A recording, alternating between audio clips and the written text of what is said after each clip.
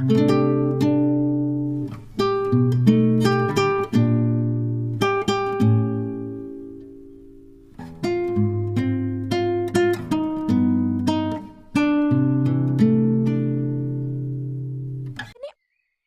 प्यारे बच्चों, तुम डरो मत। तुम्हारे पापा तुम्हारे नानी को लाने के लिए दूसरे जंगल गए हुए हैं।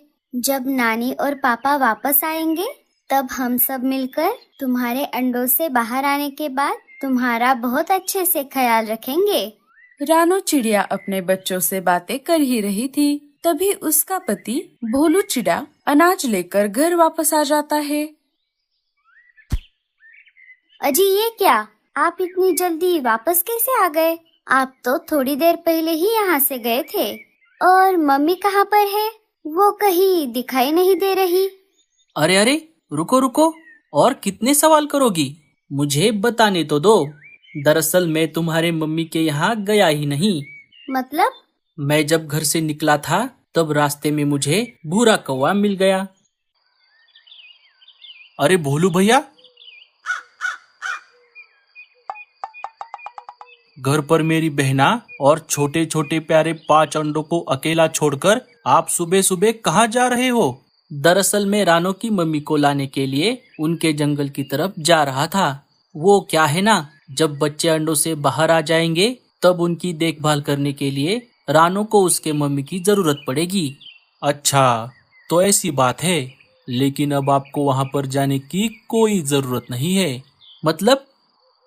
मतलब ये कि मैं उसी जंगल में मेरे दोस्त से मिलने उसके घर जा रहा हूँ। मैं जाते जाते माँ जी के घर जाकर उन्हें बता दूंगा। आप अभी घर वापस चले जाओ। रानो और अंडों को अकेला छोड़ना खतरे से खाली नहीं है। तुम्हारा बहुत बहुत शुक्रिया भूरे। घर जाकर माँ जी से कहना कि जितनी जल्द हो सके उतनी जल्द वो यहाँ आ जाए। ठीक है, मैं बोल दूंगा। चलो, अब मैं चलता हूँ। अच्छा, तो ऐसी बात है। ये तो बहुत अच्छा हुआ। भूरे भैया सही बोल रहे थे।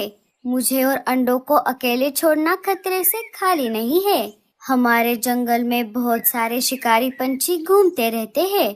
2-3 दिन गुजर जाते हैं, लेकिन रानो की माँ अभी तक नहीं आई। फिर एक दिन, भूरे, अरे ओ भूरे। क्या हुआ भोलू भैया? आपने मुझे क्यों बुलाया? क्या तुमने रानो की माँ को बता दिया कि हमने उन्हें यहाँ बुलाया है? हाँ भैया, उस दिन मैं जब उस जंगल में गया था, तब सबसे पहले मैं रानो की मम्मी के यहाँ गया था और मैंने उन्हें सब कुछ बता दिया। क्या अभी तक वो यहाँ नहीं आई? हाँ भूरे, माँ जी अभी तक नहीं आई, इसलिए तो मैंने तुम्हें आवाज लगाई थी। लेकिन ऐसा कैसे हो सकता है? अब तक तो उन्हें आ जाना चाहिए था। भूरा कौवा सोच में पड़ गया। अरे हाँ, अब मुझे याद आ गया। दरअसल मैं जब माँ जी के घर से निकलकर मेरे दोस्त के यहाँ गया था, तब रात के समय रेडियो पर मैंने सुना था कि उनके जंगल की तरफ एक बहुत बड़ा तूफान आ रहा है और साथ ही साथ तेज बारिश भी होने वाली है। दूसरे दिन सुबह होते ही मैं वापस हमारे जंगल की तरफ निकल पड़ा। लगता है तूफान के आने की वजह से माँ जी वहीं पर रुक गई होंगी। अरे बाप रे, तो ऐसी बात है। अच्छा होगा अगर वो वहाँ पर रुक गई हो। उनके आने तक मुझे रानो और अंडों के पास ही रहना होगा। मम्मी, जब रानो आंटी के घर पर अंडों से बच्चे बाहर आएंगे, तब हम उनके साथ खूब खेलेंगे। उन्हें जंगल के सारे खतरों के बारे में बताएंगे। हाँ मेरे बच्चों, लेकिन अभी के लिए तुम ये अनाज खा लो। मुझे किचन में बहुत सारा काम है। ठीक है मम्मी। बच्चे अनाज खाने लगते हैं। तभी कालू कौवा तेज उड़ते हुए वहाँ पर आ जाता है। अरे कालू भैया, क्या हुआ? आप ऐसे तेज उड़ते हुए कहाँ से आ रहे हो? क्या कोई मुसीबत आने वाली है?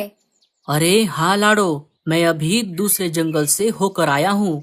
वहाँ पर तूफान के साथ साथ बहुत तेज बारिश हो रही है। वो तूफान और बारिश तेजी से हमारे जंगल की तरफ बढ़ रहे हैं। मैं एक एक करके जितना हो सके उतने पंछियों को ये बात बता रहा हूँ। मैंने राजा जी को भी ये बात बता दी है। वो सूचना पंछियों से कहकर ये बात सब तरफ बताने वाले हैं। तुम्हारा घोंसला बारिश के लिए